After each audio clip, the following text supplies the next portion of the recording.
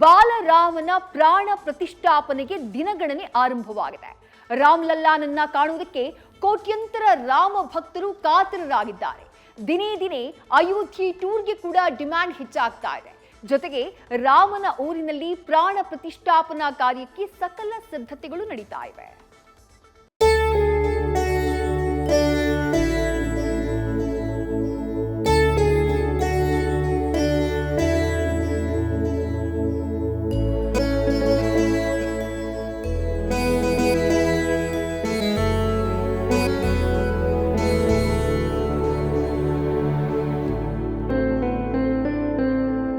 ಜಾನಕಿ ವಲ್ಲಭ ರಘುರಾಮ ತನ್ನ ಆಸ್ಥಾನದಲ್ಲಿ ಕೂತು ರಾರಾಜಿಸುವ ಪವಿತ್ರ ಕ್ಷಣ ಹತ್ತಿರವಾಗ್ತಿದೆ. ಈ ಮಧ್ಯೆ ಅಯೋಧ್ಯೆಯ ಪವಿತ್ರ ನೆಲ ಸ್ಪರ್ಶಿಸಿ ರಾಮನ ದರ್ಶನ ಪಡೆಯಲು ಸಿಲಿಕಾನ್ ಸಿಟಿ ಮಂದಿ ತುದಿಗಾಲಲ್ಲಿ ನಿಂತಿದ್ದು ಈಗಾಗಲೇ ಅಡ್ವಾನ್ಸ್ ಬುಕಿಂಗ್ ಕೂಡ ಮಾಡ್ತಿದ್ದಾರೆ.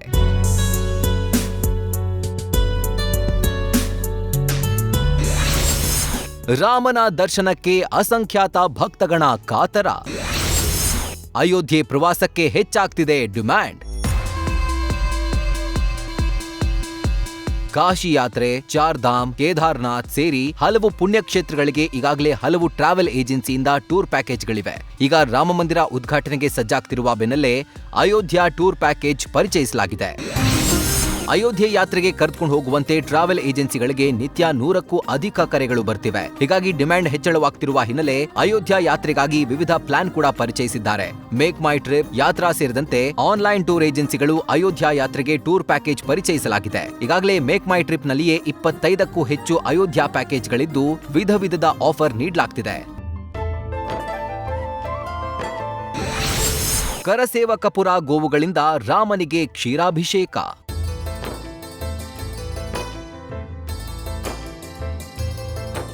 ಅಯೋಧ್ಯೆ ರಾಮಲಲ್ಲಾ ಪ್ರಾಣ ಪ್ರತಿಷ್ಠಾಪನೆ ದಿನ ವಿಶೇಷ ಕ್ಷೀರಾಭಿಷೇಕ ನಡೆಯಲಿದೆ. ಹೀಗಾಗಿ ಕರಸೇವಕಪುರದಲ್ಲಿನ ಗೋವುಗಳ ಹಾಲಿಂದಲೇ ರಾಮಲಲ್ಲಾನಿಗೆ ಅಭಿಷೇಕ ನಡೆಯಲಿದೆ. ರಾಮಲಲ್ಲಾ ಪ್ರತಿಷ್ಠಾಪನೆ ಆಗುವಂತಹ ಸಂದರ್ಭದಲ್ಲೂ ಸಹಿತ ಇದೇ ಒಂದು ಸ್ಥಳದಿಂದ, ಇದೇ ಗೋವುಗಳ ಹಸುವಿನ ಹಾಲುಗಳಿಂದ ಏನಂದ್ರೆ ರಾಮಲಲ್ಲನ ಪೂಜೆ ಆಗುತ್ತೆ, ಅಭಿಷೇಕ ಆಗುತ್ತೆ ಅನ್ನುವಂತಹ ವಿಚಾರ. ಇದು ಅಯೋಧ್ಯೆಯಲ್ಲಿರುವಂತಹ ಏನಂದ್ರೆ ಗೋಶಾಲೆ. ಈ ಗೋಶಾಲೆ ಏನಂದ್ರೆ 1992ರಲ್ಲಿ ಆರಂಭ ಆಗಿತ್ತು.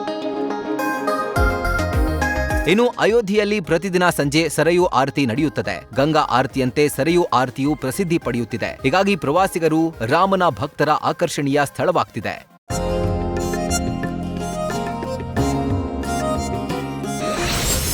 ಕಮಲನಾಯಕರಿಂದ ದೇವಸ್ಥಾನ ಸ್ವಚ್ಛತಾ ಕಾರ್ಯ. ಬಾಲರಾಮ ಪ್ರಾಣ ಪ್ರತಿಷ್ಠಾಪನೆಗೆ ಮೋದಿ ವ್ರತ ಕೈಗೊಂಡಿದ್ದಾರೆ. ನಾಸಿಕ್ನ ಕಾಲಾರಾಮ್ ದೇಗುಲದ ಆವರಣ ಸ್ವಚ್ಛಗೊಳಿಸಿದ್ರು. ಅಲ್ಲದೆ ದೇಶದ ಪ್ರತಿಯೊಬ್ಬರೂ ದೇಗುಲಗಳ ಸ್ವಚ್ಛತಾ ಕಾರ್ಯದಲ್ಲಿ ಭಾಗಿಯಾಗುವಂತೆ ಕರೆ ನೀಡಿದ್ರು. ಹೀಗಾಗಿ ಶಿವಮೊಗ್ಗ ಜಿಲ್ಲೆಯ ಶಿಕಾರಿಪುರ ಪಟ್ಟಣದಲ್ಲಿರೋ ಶ್ರೀ ಹುಚ್ಚುರಾಯ ಸ್ವಾಮಿ ದೇವಸ್ಥಾನದಲ್ಲಿ ಬಿಜೆಪಿ ರಾಜ್ಯಾಧ್ಯಕ್ಷ ಬಿವೈ ವಿಜಯೇಂದ್ರ ಸ್ವಚ್ಛತಾ ಕಾರ್ಯ ಕೈಗೊಂಡಿದ್ರು. ಇತ್ತ ಬೆಂಗಳೂರಿನ ಕಾಡುಮಲ್ಲೇಶ್ವರ ದೇಗುಲದಲ್ಲಿ ಮಾಜಿ ಸಚಿವ ಅಶ್ವಥ್ ನಾರಾಯಣ್ ಪೊರಕೆ ಹಿಡಿದು ಸ್ವಚ್ಛಗೊಳಿಸಿದ್ರು. ಮೈಸೂರಿನ ಕೋದಂಡರಾಮ ದೇವಸ್ಥಾನದ ಶುಚಿ ಕಾರ್ಯದಲ್ಲಿ ಸಂಸದ ಪ್ರತಾಪ್ ಸಿಂಹ ಭಾಗಿಯಾಗಿದ್ರು.